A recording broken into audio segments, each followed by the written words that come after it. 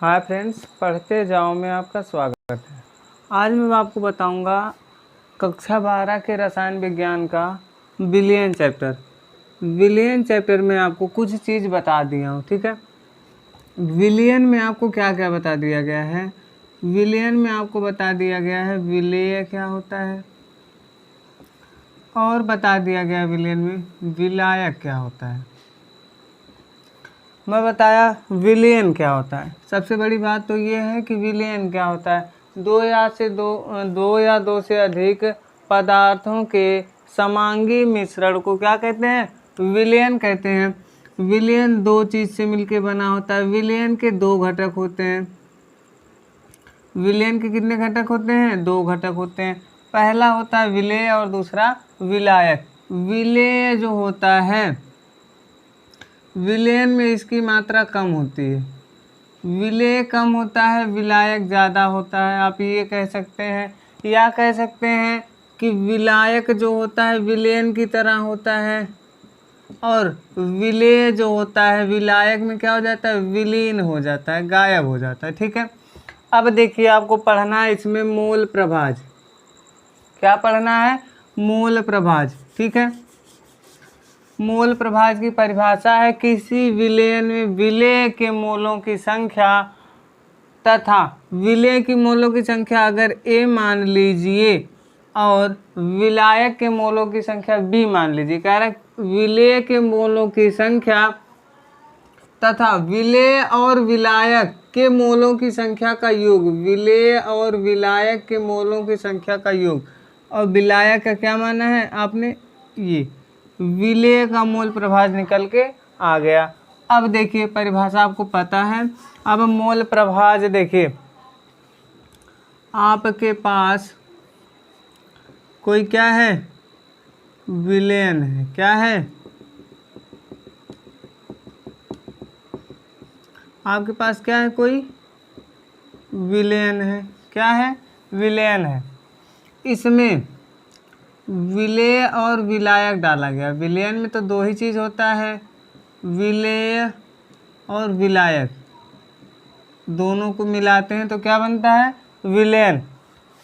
अब देखिए, आप मान लीजिए कि विलेय के मोलों की संख्या, विलेय के मोलों की संख्या, विलेय के मोलों की संख्या Na है। विलेय के मोलों की संख्या क्या है, A है। अब आप मान लीजिए विलायक के मोलों की संख्या क्या है, B है, ठीक है। इसमें मोल प्रभाज, विलेय का भी मोल प्रभाज निकलता है और विलायक का भी मोल प्रभाज निकलता है। अगर हमें विलेय के मोल प्रभाज निकालना है, क्या निकालना है, विलेय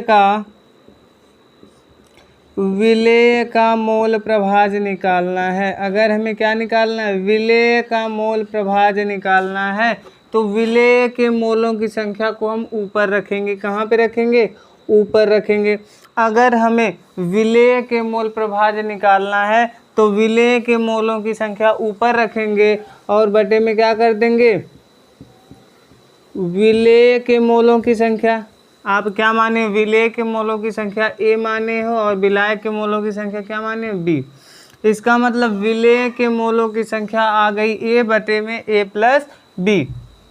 विलायक के मोलों की संख्या अगर आपको निकालना है, विलायक का मोल प्रभाज निकालना है। क्या निकालना है, विलायक का मोल प्रभाज। तब ध्यान दीजिए, विलायक मैंने बताया जिसका निकालेंगे आप, जिसका मोल प्रभाज निकालेंगे उसका जो होगा मोलों की संख्या ऊपर रहेगी। आप विलायक का मोल प्रभाज निकाल रहे हो, इसका मतलब विलायक के मोल प्रभाज की संख्या ऊपर रहेगी, बटे में विलेय और विलायक के मोलों की संख्या क्या करोगे, आप जोड़ दोगे। क्या करोगे, जोड़ दोगे। विलायक का मोल प्रभाज निकालोगे तो विलायक का मोल ऊपर होगा और दोनों इसमें जोड़ दोगे। अब आप देखिए मोल कैसे निकालोगे। क्या, मोल कैसे निकालोगे, मोल बराबर होता है ग्राम में मात्रा बटे में अणुभार। मोल बराबर क्या होता है, ग्राम में मात्रा बटे में अणुभार। ठीक है। अब जैसे आपको निकालना है 18 ग्राम जल में 18 ग्राम जल में मोलों की संख्या क्या होगी, मोलों की संख्या क्या होगी। देखिए जल है, अब जल का अणुभार क्या होता है H2O। अब बताइए H2 का अणुभार H 2 बार है तो 2 गुणे 1 प्लस ऑक्सीजन का अणुभार कितना होता है 16। इसका मतलब जल का अणुभार कितना निकाले हो आप 18। अब बताइए ग्राम में मात्रा कितना दिया गया है 18 दिया गया है, आप अणुभार कितना निकाले 18। इसका मतलब 18 ग्राम जल में मोलों की संख्या कितनी आ जाएगी 1। अगर यहीं आपका कुछ कर दे 54 ग्राम जल में कर दे तो आप क्या करोगे, यहाँ पे ग्राम में मात्रा कितना दे दिया 54 दे दिया, ग्राम में मात्रा कितना दे दिया 54 दे दिया, और अणुभार कितना हो गया 18 दिया 54 हो जाएगा। इसका मतलब मोलों की संख्या बराबर होता है ग्राम में मात्रा बटे में अणुभार। और आपका ये फॉर्मूला होता है, अगर विलेय का मोल प्रभाज्य निकालना है तो विलेय के मोलों की संख्या बटे में विलेय प्लस विलायक के मोलों की संख्या का योग।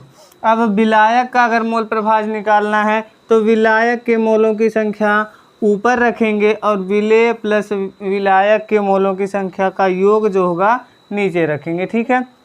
या आपकी ये परिभाषा हो सकती है या ये। अगर वीडियो अच्छा लगा हो तो चैनल को सब्सक्राइब कर दीजिए और ये वीडियो ज़्यादा से ज़्यादा शेयर करें।